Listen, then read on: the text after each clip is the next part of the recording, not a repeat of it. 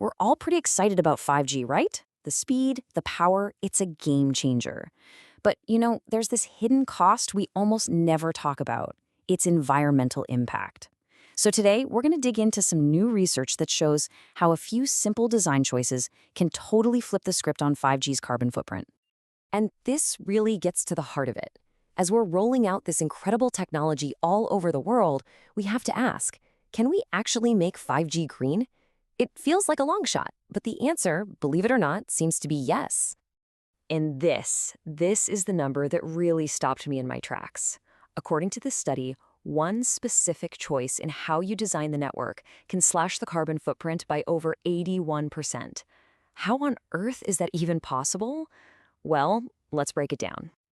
But before we get to the solution, we've got to understand the problem, and that's 5G's hidden environmental footprint. So real quick, what do we mean by carbon footprint? It's the total amount of greenhouse gases that get pumped out. And for 5G, we're not just talking about the electricity that powers the network.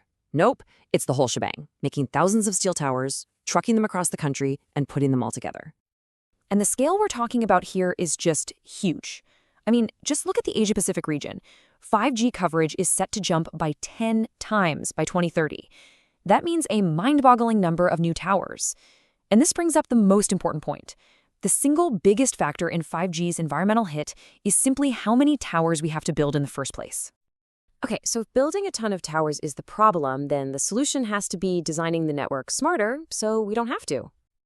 And the logic behind this is so simple, it's brilliant. If you can make each individual tower way more powerful, give it what they call higher throughput, then you just need fewer towers to cover the exact same area. And fewer towers? That means a way smaller carbon footprint.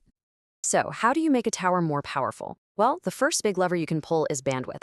Just think of it like a highway. A narrow 20 megahertz bandwidth, that's like a single-lane country road. It's going to get jammed up fast. But a big, wide 100 megahertz bandwidth, now you're talking about a multi-lane superhighway. It can handle so much more data, so one tower can serve a lot more people. And the results are just staggering. There it is, that 81.4% reduction we saw earlier. Just by choosing to use a wider bandwidth, network planners can literally eliminate most of the carbon emissions from building towers. It's the biggest difference maker, period. Now, the second lever is something called modulation. So if bandwidth is how wide the highway is, modulation is how efficiently you pack the cars onto it. A basic modulation is kind of like having one person per car during rush hour, a total waste of space. But advanced modulation, like 256 QAM, that's like a perfectly organized carpooling where every car is full. You're moving way more data down the same road. And the impact here is also massive. Just switching to this more efficient technique can cut the carbon footprint by 75%. So you combine wide bandwidth with this, now you've got an amazing 1-2 punch for a much greener network. But, it's not always quite that easy. And that brings us to a really interesting little puzzle, the antenna trade-off. Okay, so here's the dilemma. If you use more advanced antennas, it's called a higher MIMO configuration, you boost the tower's power even more, which sounds great, right? Fewer towers? But here's the catch. These beefier antenna systems use more electricity to run. So are we just trading one carbon problem for another? Well, the research actually solves this puzzle for us. It turns out that, yeah, the electricity use does go up a little bit, but the carbon savings from not having to manufacture and install thousands and thousands of extra towers is just so much bigger. It's not even close. The final result is a much lower total carbon footprint.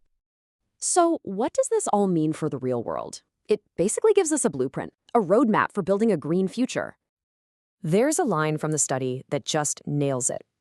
It says, the most important thing that operators and regulators can do is get and use wide bands of spectrum. That right there is the foundation for everything else. So here's the playbook, plain and simple. Step 1, go for wide bandwidth. Always, it's the biggest win. Step 2, use the absolute best, most advanced modulation you can. And step 3, use those advanced antennas strategically, because those manufacturing savings will always win out over the tiny bit of extra energy. And this is really why this all matters. We tend to think about sustainability, and our minds go to electric cars, solar panels, things we can see. But this research proves that the invisible digital world we live in has a very real, very physical footprint. And making smart choices here is every bit as important. At the end of the day, these technical choices become policy choices. The technology to build a greener 5G network is already here. It's not a question of can we do it, but will we make it a priority? Which really just leaves us with one last question. How are we going to choose to build our future? Thanks for joining me.